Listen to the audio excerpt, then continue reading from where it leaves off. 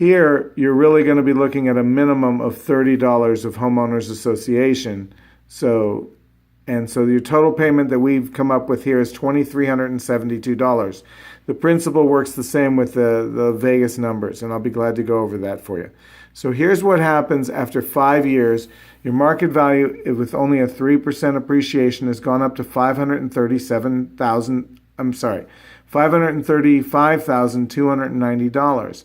Your loan balance has been paid down to $356,774. So you have equity of $178,000. That's without saving any money. That's just making your normal mortgage payment. Now, the important reason that I'm pausing at 5 years is to show you that you can get rid of your mortgage insurance if you put a low down payment, which the other slide had included in your mortgage payment. So your mortgage payment's going to go down because we're going to refinance it at that point. At least we're going to help you evaluate it and make sure that's right. If you have 22% or more equity, you can probably refi with no mortgage insurance.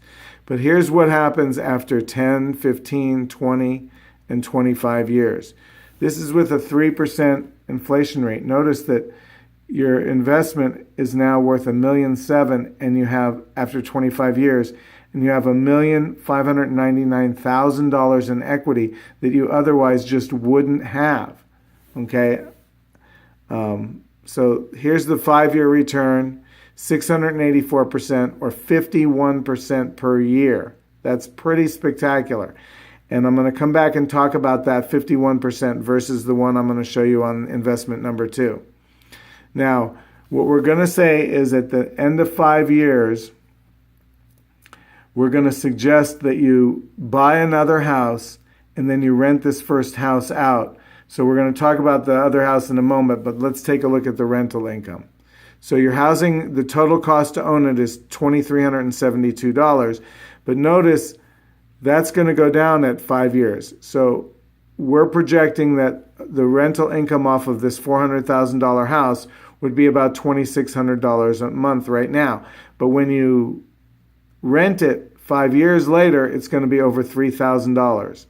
This is again with a 3% annual increase in rents. So your net cash flow, even on the first day of renting it here at 5 years, is going to be $480 a month. And you can either use that $480 to help you pay the difference between what you were paying on this one and the new home you're going to buy, or you can use it to pay down the mortgage on this one more quickly. So you pay the mortgage off in 15 years, and at that point, all of that rental income comes straight to you as in the form of income.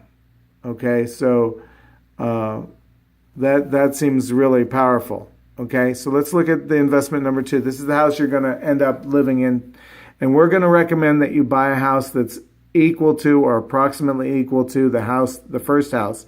So 5 years from now, that house is going to cost $535,000. Your down payment is going to be $18,725. If you don't have that in savings, hopefully you'll be able to save that between now and 5 years from now. But if you don't, you can borrow it against the first house with a home equity line of credit, and you can pay that down real quickly.